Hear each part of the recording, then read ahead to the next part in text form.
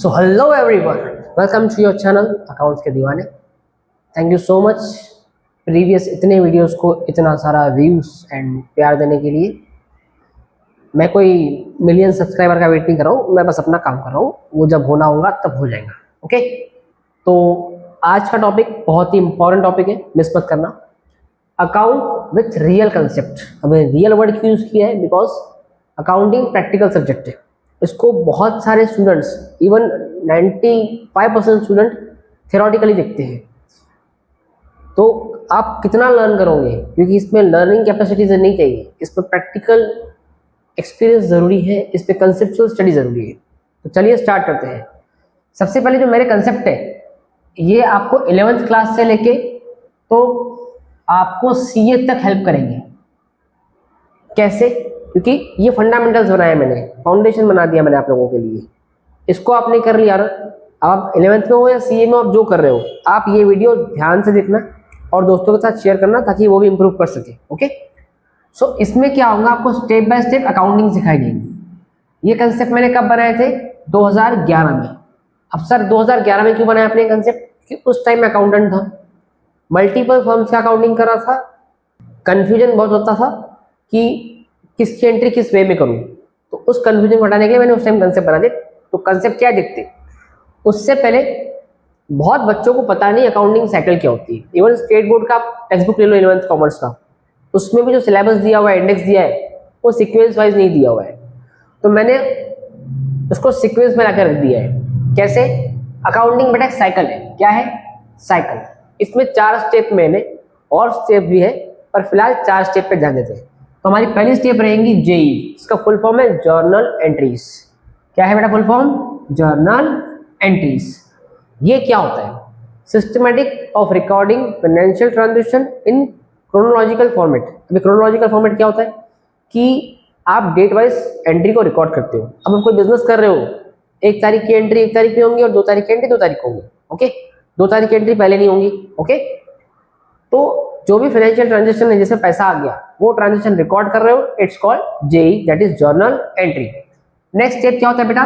उसी एंट्री को हम लोग पोस्ट करते हैं। कहाँ पोस्ट करते हैं? लेजर में। क्यों पोस्ट करते हैं? उसको समराइज करने के लिए।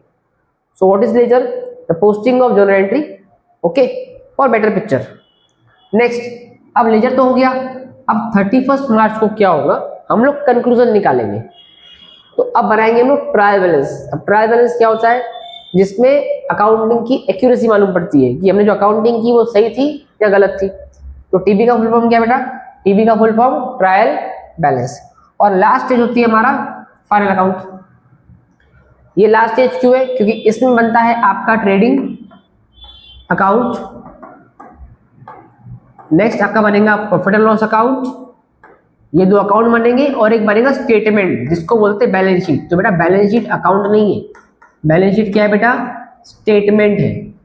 अब ये जो चीजें आप बना रहे हो, इससे क्या मालूम पड़ता आप प्रॉफिट में हो कि लॉस में हो। तो इन तीनों का अपना अपना अपना मतलब होता है, उस पर अपन बाद में डिस्कस कर लेंगे। आपको याद क्या याद रखना है बेटा जी? आपको याद रखना है अकाउंटिंग की साइकिल है 4 स्टेप में। First JE, second ledger, third TB that is trial balance, and fourth final account. मेरे कुछ क्वेश्चन बनाए हैं, उसको आप सॉल्व करो इन चारों प्रोसेस में। टेक्स्ट बुक के क्यों नहीं? बिकॉज टेक्स्ट बुक का क्वेश्चन अगर आप उठाओगे आप, तो उसका आप जेई कर लोगे, उसका आप लेजर नहीं बना पाओगे, क्योंकि उनके एक्यूरेसी नहीं दी गई बराबर। तो मैंने जो क्वेश्चन जनरेट किए हुए उसमें एक्यूरेसी है, तो मेरे क्वेश्चन को आप खींच सकते हो जेई से लेके फाइनल तक, और वो आपका मैच भी होगा। ओके, क्योंकि मैंने प्रैक्टिकल कंसेप्ट के साथ बनाया और हर एंट्री आपस में सिंक्रोनाइज करती है या लिंक करती है। ओके, तो ये समझ गए आपको अकाउंटिंग के स्टेप, 4 स्टेप से JE, ledger, TB and final. Okay, अब आते हैं मुद्दे पे। मेरे कंसेप्ट बनाए थे 2011 में। कंसेप्ट 2 है। तो basic concept by Prakash sir. मेरा नाम प्रकाश सर है, आई होप आप जानते होंगे, नहीं भी जानते तो doesn't matter, it's okay. So अब बात कर रहे हैं मेरे पहले कंसेप्ट की, take a place. Take a place, आप सोचोगे सर जगह ले लो अपनी, नहीं बेटा। टेक अ प्लेस मीन्स आपको क्या बन के सोचना है कि अकाउंटिंग किसकी हो रही है, बिजनेस की हो रही है। अब आप लोग बोलोगे सर हम जब ट्यूशन पे जाते हैं या कॉलेज में जाते हैं तो हमारी शुरुआत होती है गोल्डन रूल से, ये आपने नया चीज क्या ला लिया, किताब में तो है ही नहीं, ये चीज किताब में होंगी भी नहीं, क्योंकि मैंने बनाई थी। ओके, तो मेरे कुछ कंसेप्ट बनाए हैं। तो गोल्डन रूल से शुरू करने से पहले आपको पहले मेरे कंसेप्ट पकड़ने हैं। तो मेरा पहला कंसेप्ट क्या है बेटा, टेक अ प्लेस। मीन्स आपको अकाउंटिंग तो करनी है, बट क्या बन के सोचे तो इजी हो जाएगा आपके लिए। इजी कैसे करूं उसको, तो मैंने कंसेप्ट बना दिया। सेकेंड कंसेप्ट है सेपरेशन। ओके, आइए हम एक एक करके देखते हैं दोनों को। तो सबसे पहले हम बात करें टेक अ प्लेस। अब टेक अ प्लेस क्या होता है, मैं क्या बन के सोचूं या मैं कौन हूं। मैं कौन हूं जब मैं अकाउंटिंग करने बैठ रहा हूं, तो मैं कौन हूं, चाहे वो 11th की अकाउंटिंग हो, 12th की हो, बीकॉम की हो, बीबीए की हो, सीए की हो, तो मैं कौन हूं। आपके पास चार ऑप्शन है। क्या मैं बिजनेस हूं, क्या मैं ओनर हूं, क्या मैं अकाउंटेंट हूं, क्या मैं सीए हूं। अगर आप रियल लाइफ में अकाउंटेंट भी होंगे तो भी आपको अकाउंटेंट बन के नहीं सोचना है। आप रियल लाइफ में सीए भी होंगे, ये कंसेप्ट प्रैक्टिकल लाइफ में भी काम में आएंगे, सिर्फ थ्योरेटिकल लाइफ में काम में नहीं आने वाले। तो आपको क्या बन के सोचना है। मोस्ट ऑफ द स्टूडेंट्स से जब मैं ये क्वेश्चन पूछता हूं तो उनका आंसर होता है सर मैं ओनर हूं, जो कि गलत आंसर है। आपको बन के सोचना है बिजनेस। बेटा क्या सोचना है, बिजनेस। तो आप कौन हो, आप बिजनेस हो। क्यों, क्योंकि अकाउंटिंग किसकी हो रही है, बिजनेस की हो रही है। आप 11 से लेके सीए तक क्वेश्चन डालो आप पेपर, आपको क्वेश्चन मिलेगा किसी बिजनेस के नाम से। फॉर एग्जाम्पल, तो हम अकाउंटिंग किसकी करें बेटा, बिजनेस की। तो हम ओनर बन के क्यों सोचें, तो ना ही हम ओनर बन के सोचेंगे, ना ही हम अकाउंटेंट बन के सोचेंगे, ना ही हम सीए बन के सोचेंगे। तो हम क्या बन के सोचेंगे, बिजनेस। ये पॉइंट नोट डाउन कर लेना, इसको लिख लीजिए। ओके, नेक्स्ट, अब मैं बिजनेस तो बन गया। अब अगर मैं बिजनेस हूं तो ट्रांजेक्शन कैसे रिकॉर्ड होंगे। भाई ओनर ने भी मेरे साथ डील किया हुआ, सप्लायर तो डील करेगा, कस्टमर डील करेगा, ओनर भी करेगा ना, बिकॉज विदाउट फंड बिजनेस शुरू नहीं होता है। तो हुआ क्या, मान लीजिए ओनर है, इसने बिजनेस को पैसा दिया। क्या दिया बेटा, पैसा। कितना दिया, तो मान लेते 1000 रुपीज दे दिया। कितना रुपीज दिया, 1000। तो हम तो बिजनेस बंदे सोच रहे हैं, क्योंकि हमारा माइंडसेट क्या है कि हम बिजनेस है, टेक अ प्लेस वाला कंसेप्ट। ओके, हम बिजनेस है तो हमारे लिए रहेगा ये कैपिटल। क्या रहेगा बेटा, और कैपिटल किसको रिप्रेजेंट कर रहा है, कैपिटल अल्टीमेटली ओनर को ही रिप्रेजेंट कर रहा है। किसको, ये ओनर को ही रिप्रेजेंट कर रहा है। ओके, अब इसकी हमने एंट्री पास की, बहुत बढ़िया, क्योंकि हम बिजनेस है। अब मान लीजिए ओनर ने उसमें से 100 रुपीज निकाल लिए। कितने रुपीज निकाले, 100 रुपीज। बहुत लोग इसकी एंट्री नहीं पास करते, क्योंकि भाई मैं ओनर हूं, मैंने 100 लिया, उससे क्या फर्क पड़ता। मैंने पहले बोला था हम ओनर नहीं है, हम बिजनेस बन के सोचने वाले। ओके, हम बिजनेस है, तो बिजनेस में से ओनर ने पैसे निकाले, उसे कहा जाता है ड्रॉइंग। क्या कहा जाता है बेटा, ड्रॉइंग। ड्रॉ करना, विड्रॉ करना, निकालना। ओके, तो ओनर ने पैसे निकाले, चाहे वो 1 रुपया निकाले या 100 रुपया निकाले या 1 रुपया का चॉकलेट निकाले, कुछ भी निकाले, बिजनेस से चीजें जा रही है ना, हम तो बिजनेस बन के सोच रहे हैं ना। तो हमारे बिजनेस में से कुछ जा रहा है तो हम माइनस करेंगे, सब्ट्रैक्ट करेंगे। माइनस करेंगे, हमारे हाथ में कितना आंसर आया, 900। मतलब गले में कैश कितना पड़ा है बेटा, 900 रुपए। अगर आपका अकाउंटेंट कैश गिनने बैठा है और कैश 900 दिख रहा है और सिस्टम में 1000, क्योंकि आपने ड्राइंग की एंट्री नहीं मारी, तो वो आपको बोलेगा कि मालक 100 कम पड़ रहे। आप बोलोगे मैंने निकाले थे, तो वो आपको चिल्लाएगा कि मालक बताया करो, मैं टेंशन में आ गया हूँ।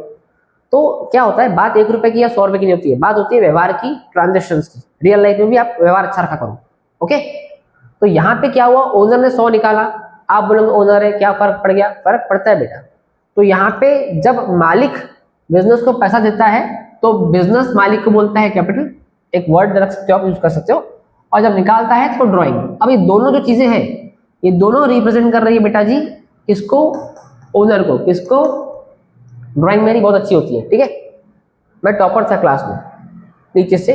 ओके, तो जोक्स अपार्ट, सो यहाँ पे नोटिस कीजिए, कैपिटल भी रिप्रेजेंट कर रहा है ओनर को और ड्राइंग भी रिप्रेजेंट कर रही है ओनर को। अब एंट्री क्यों हुई, क्योंकि हम लोग क्या बन के सोच रहे थे, हम लोग बिजनेस बन के सोच रहे थे। हम लोग बिजनेस है, टेक अ प्लेस के हिसाब से। तो बिजनेस में ओनर जो भी करेगा उसकी एंट्री बिजनेस लेगा इस हिसाब से। डेबिट क्रेडिट क्या है उस पर हम बाद में आएंगे, क्योंकि हमने अब तक गोल्डन उसको हाथ लगाया नहीं है, पहले मेरे कंसेप्ट को हाथ लगाओ। अब आते हैं नेक्स्ट पॉइंट पे, सेपरेशन। अब सेपरेशन क्या होता है बेटा जी, इसको सीए की भाषा में एंटिटी या तो फिर एंटाइटी बोलते हैं कंसेप्ट। मैंने वर्ड चेंज कर लिया, इजी रहेगा। तो ये कंसेप्ट क्या बोलता है, owner and business both are separate from each others. क्यों, क्योंकि हम तो बिजनेस बन के सोचने वाले हैं, तो ओनर जो भी करेगा वो भी हम रिकॉर्ड करेंगे, क्योंकि हम कौन है, हम बिजनेस है। हमें हमारा हिसाब किताब रखना है कि हमारे पास कितना पड़ा है, कितना चला गया, चाहे कैश हो या स्टॉक हो। तो ओनर भी हमारे लिए कौन है बेटा, पराया।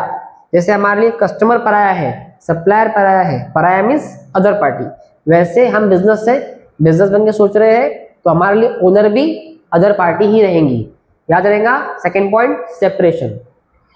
अब आप जा सकते हो गोल्डन रूल्स की तरफ।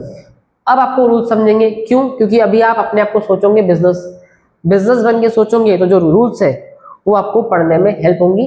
रट्टा नहीं मारना पड़ेगा, कंसेप्चुअल स्टडी होंगी, आपको एंट्री यूं आ जाएगी। तो रिलैक्स रहो।